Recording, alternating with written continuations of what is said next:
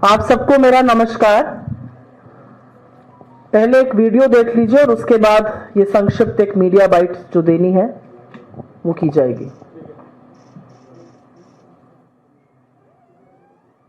New Jersey का, जहां New York airport पर एक भारतीय छात्र को अपराधियों की तरह जमीन पर पटका गया और हथकड़ी लगाकर भारत डिपोर्ट किया गया।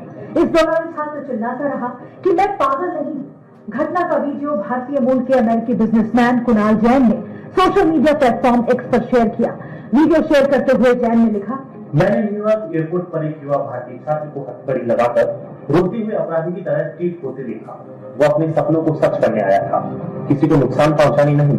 एक एनआरआई होने के नाते मैं खुद को कमजोर और टूटा हुआ महसूस कर रहा हूँ। इसके साथ ही उन्होंने कहा कि यहाँ हर दिन इस तरह के 3 से 4 मामले सामने आते हैं।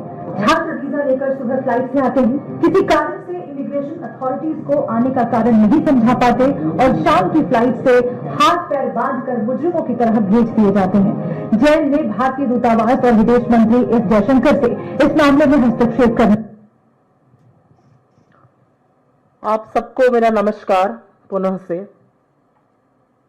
ये वीडियो देखकर मन बहुत व्यथित होता है और इसलिए परेशान और व्यथित होता है क्योंकि भारत के एक नागरिक के साथ बर्बरता हो, उसको पटका जाए जमीन पर, जूतों तले रौंदा जाए, उसको हथकड़ी पहनाई जाए, यह देखकर वाकई में मन परेशान होता है। जैसा कि इसमें बताया गया, यह न्यूयॉर्क एयरपोर्ट का मामला है। वहां पर भारतीय मूल का यह छात्र था और वो गिड़गिड़ाता रहा और अमेरिकी पुलिस ने एक नहीं सुनी, वो गिड़गिड़ाता रहा और उन्होंने उसको हथकड़ी बांधकर डिपोर्ट किया।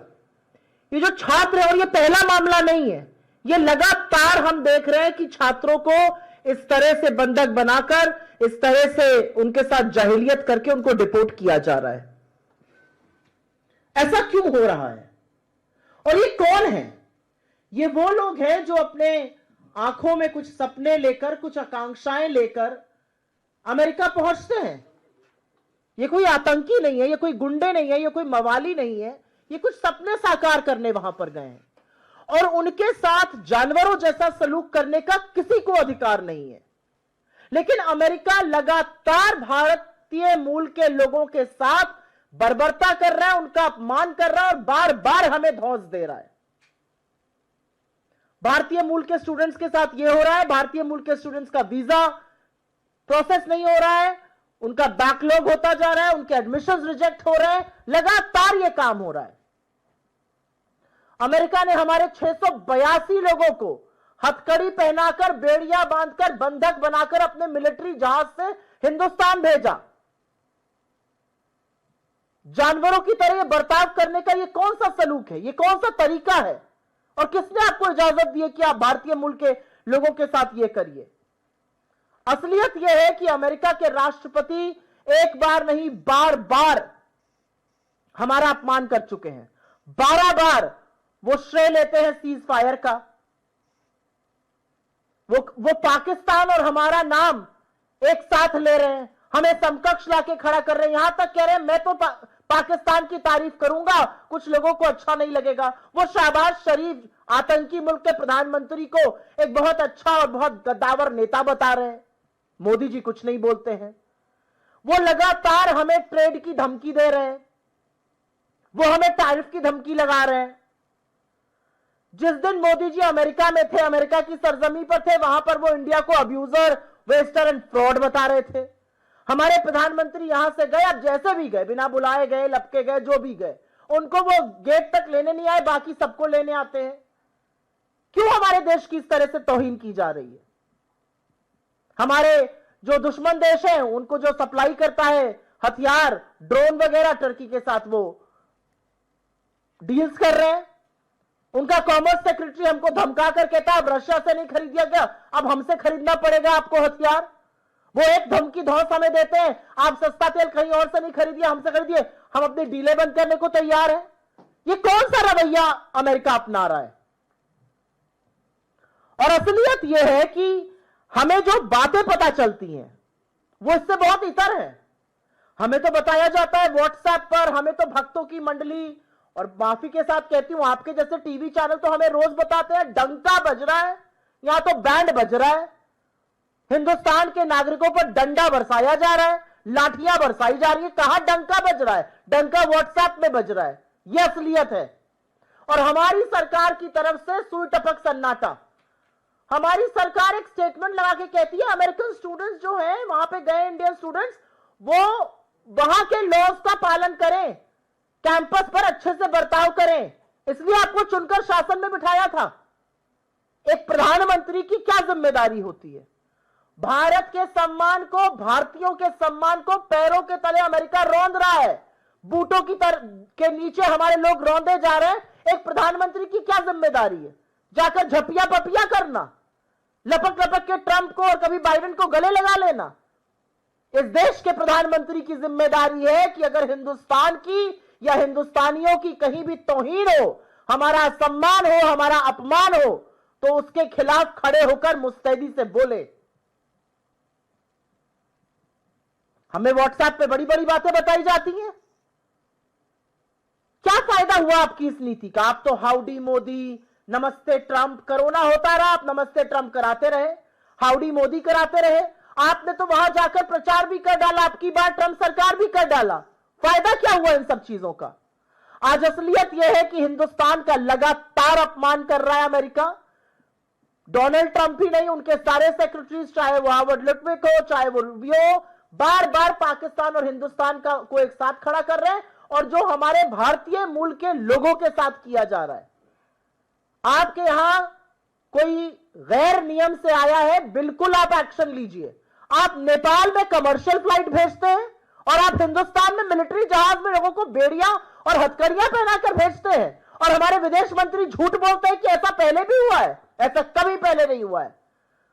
और असलियत यह है कि पहला हवाई जहाज यहां उतरने के बाद नरेंद्र मोदी जी ट्रंप से मिले थे, और हमें लग रहा था कि 145 करोड़ का प्रधानमंत्री जब डोनाल्ड ट्रंप से मिलेगा तो वो कहेगा मेरे लोगों के साथ इस तरह का अपमान, इस तरह की तौहीन करने की आपकी हिम्मत कैसे हुई। लेकिन उसके बाद एक और हवाई जहाज उतरा और उसमें और बर्बरता थी, उसमें बच्चे और महिलाएं भी थी। ये वीडियो और ऐसे तमाम वीडियो व्यथित करने वाले हैं। इस मंच से हमारी एक ही अपील है कि प्रधानमंत्री बिना विलंब किए, बिना इधर उधर की बात किए, बिना जलेबी छाने प्रधानमंत्री फोन उठाएं, अमेरिका के राष्ट्रपति से बोले हमारे लोगों के साथ बदसलूकी करने की जरूरत आप मत कीजिए। हम 145 करोड़ का देश है, हम इतनी हमारी हैसियत है कि अगर हमारे लोगों के साथ कोई कुछ करेगा तो हम प्रतिकार कर सकते हैं। प्रधानमंत्री को यह बोलना चाहिए, और अगर प्रधानमंत्री ये नहीं बोलते हैं तो यह माना जाएगा कि यह सब प्रधानमंत्री की मर्जी से हो रहा है। क्योंकि प्रधानमंत्री खामोश क्यों है? हमारा एमईए क्या कर रहा है इस पर? किस बात का डर है मोदी जी को? वो तो वॉर रुकवाने वाली बातें करते थे, अपने लोगों को बूटों के तले रोंदना नहीं रुकवा पा रहे। तो इस मंच से अपील है कि जो भारतीयों के साथ हो रहा है उसको तुरंत तत्काल प्रभाव से रोका जाए। I will very briefly make a statement in English on this. This is an extremely important matter. It's a matter that concerns each one of us. What you saw in this video is an Indian student who has gone to America with dreams, with aspirations. It's all right, we played the video. With dreams and with aspirations, and the reality is that he is being treated by like a hardened criminal. He is being handcuffed. He's being beaten up. He's being deported for what? Because he went to America with some dreams in his eyes. And this is not happening to the first student. This has happened to multiple students. Where on some context or the other, they are being manhandled, they are being booted out, and they are being deported out of America. Our students, the backlog is increasing as far as visas is concerned. Admissions are being denied, and not just that. 682 Indians were handcuffed. They were put in military planes and sent back to India. If anybody has broken any law to be in your country, there's a humanitarian effort, there's a human way to behave with them. For countries like China and Nepal, America sends people in commercial flights, and our people were stuffed into a military aircraft, and you should have read and heard the ordeal. They could not defecate, they could not urinate for multiple hours at a stretch, women and children alike. And not a squeak from our government. What is our government doing? America is constantly insulting us. The President of America, Donald Trump, has said not once, not twice, but 12 times that he's brought the ceasefire between India and Pakistan. Our Prime Minister doesn't utter a word. He keeps saying, I threatened them with a trade deal. The Prime Minister doesn't utter a word. He has threatened us with tariff, not a squeak from New Delhi. He talks about, he calls India abuser, waste and fraud, while Mr. Modi is on American soil, not a squeak. The reality is he did not even come to receive Mr. Modi at the gate like he received every state head. And I think this cannot be taken lying down. America is treating India and Pakistan in one breath. We are not equals. And how dare America think that India and Pakistan are equals? India is a thriving democracy. India has made huge strides. Pakistan is a terror state. From Osama bin Laden to Masood Azhar to Hafiz Saeed to Dawood Ibrahim, each one of them is harbored in Pakistan. They are being entertained. Red carpet is being rolled out in America for them. What on earth is going on? And what is our government doing about it? And what is the Prime Minister meant to do is a very basic question we are raising. Is the Prime Minister of India meant to go and hug state heads? No. He is supposed to put India's interest. He is supposed to raise his voice if India or Indians are being humiliated anywhere in the world. Why is he keeping quiet? We see multiple WhatsApp forwards and multiple social media posts that call us Vishwa Guru. How does it matter what sort of global influence we have if we cannot raise our voices for our own people? And quite frankly, there's a huge question being raised on our depleting global influence as well. Given the fact that we are completely cornered and not one big nation is standing with us, a lot of them seem to be siding with Pakistan. So the reality today is that amidst all of this, where is the Indian government? Indians are being ill-treated, Indians are being deported, Indians are being manhandled, Indians are being beaten up, young Indian students. And the government of India is completely missing in action. There will be one press release that will come which will say, students should adhere to rules of universities. Is that how meek you have become? And imagine the days, Devyani खोपड़ेकर हमारी राजदूत थी, उनके साथ America ने दुर्व्यवहार किया था और हमने पूरी तरह से उनके साथ खड़े रहे, उनको इम्यूनिटी करी, उनको परमानेंट एक मिशन यूएन पे भेजा और यहां पर हमने उनके दूतावास, अमेरिकी दूतावास के खिलाफ एक्शन लिया था. ये करना होता है आपको. आप चुप कैसे बैठे हुए हैं? When will the Prime Minister of this country rise to the occasion and protect the honor and dignity of Indians? That's the only question we are raising. If you have any questions pertaining to this, I'm willing to take them.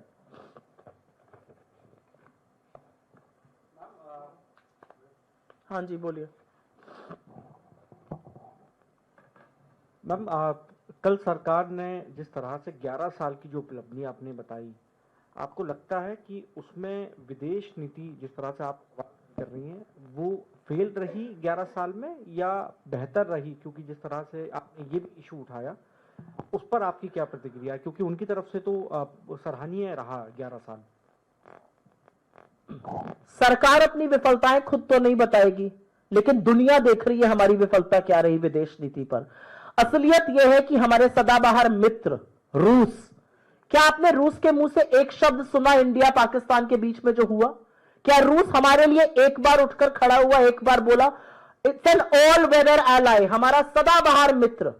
असलियत यह है कि हमारे neighbourhood में नेपाल से लेकर Sri Lanka, Myanmar, Maldives, सब पर चीन अपना इन्फ्लुएंस बढ़ाता जा रहा है.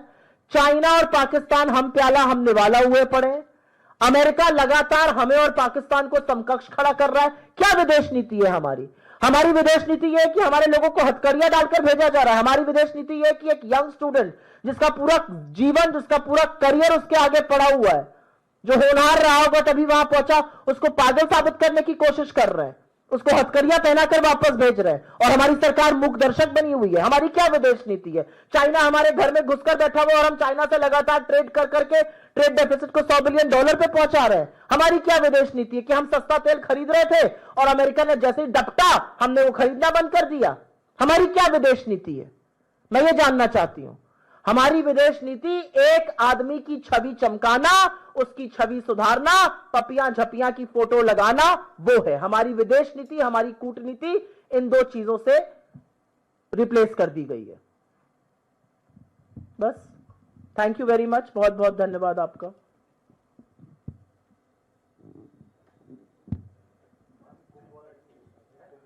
क्या है सवाल? एक रिपोर्ट आई है मैम कुंभ की मौत के आंकड़ों को लेकर, जो जानकारी सरकार ने दी थी उसमें 37 लोगों की मौत बताया था, और अब जो रिपोर्ट सामने आई है, रिपोर्ट के अनुसार 82 लोगों की मौत की पुष्टि हुई है। इस पर आपका क्या कहना है? मैंने भी वो रिपोर्ट सवेरे पढ़ी और मैं काफी व्यथित हुई, क्योंकि मैंने उस तरह का आक्रोश ही नहीं देखा जो देखना चाहिए था। कुंभ में जिस तरह से 18 से 20 घंटे उस भगदड़ के बाद उत्तर प्रदेश का प्रशासन, उत्तर प्रदेश के मुख्यमंत्री गायब हो गए थे, लीपापोती की कोशिशें की गई थी, मीडिया को ढाल बनाकर इधर उधर की बातें कहराई जा रही थी, और एक अन्य जगह जो भगदड़ हुई थी उसको भी छुपाने का प्रयास हो रहा था। सरकार ने तब यह स्वीकारा था, उत्तर प्रदेश की सरकार ने, कि 37 लोगों की भगदड़ में मौत हुई है। और बीबीसी की जो पड़ताल है वो 100 परिवारों से ज्यादा 11 राज्यों में, और मुझे लगता है 50 डिस्ट्रिक्ट्स में, 50 जिलों में वो 100 परिवारों से ज्यादा मिले हैं। और उनके पास ये पुष्टि है कि 82 मौतें हुई थी। 37 जिसको सरकार ने माना था उनको 25-25 लाख का मुआवजा मिला था। लेकिन जो बाकी लोग थे, खबरें ये हैं और लोगों ने पुष्टि की है कि 5-5 लाख का कैश देकर उनसे यह कहलवा दिया गया था कि मौत किसी और कारण से, बीमारी वगैरह से हो गई है। तो आज सवाल इस बात का है कि यह खबर आने के बाद क्या उत्तर प्रदेश की सरकार बाहर आएगी, स्पष्टीकरण देगी, माफी मांगेगी, यह गुनाह, यह पाप क्यों किया गया? और एक बात यहां पर यह भी बता दूं, इससे पहले कि उस रिपोर्ट की विश्वसनीयता पर सवाल उठाया जाए, जिन लोगों ने यह पुष्टि कर पाए हैं, जिन्होंने सबूत दिए हैं 5-5 लाख कैश मिलने के और साइन करने के, उन्हीं को उसमें लिया गया है। जो परिवार, जो 100 परिवार ये सबूत नहीं दे पाए थे, उनको इंक्लूड नहीं किया गया। उसके बावजूद मरने वालों की संख्या 82 है। और जिस तरह का सुई टपक सन्नाटा सरकार में और अधिकांश मेन स्ट्रीम मीडिया में, लेगेसी मीडिया में छाया हुआ है, वो अपने आप में बहुत सारे सवाल खड़े करता है। धन्यवाद जी। रक्षा मंत्री राजनाथ सिंह ने कहा कि पहले हम जो है हथियारों का आयात करते थे, अब जो है एक भरोसेमंद निर्यातक देश जो है वो हम बन गए हैं।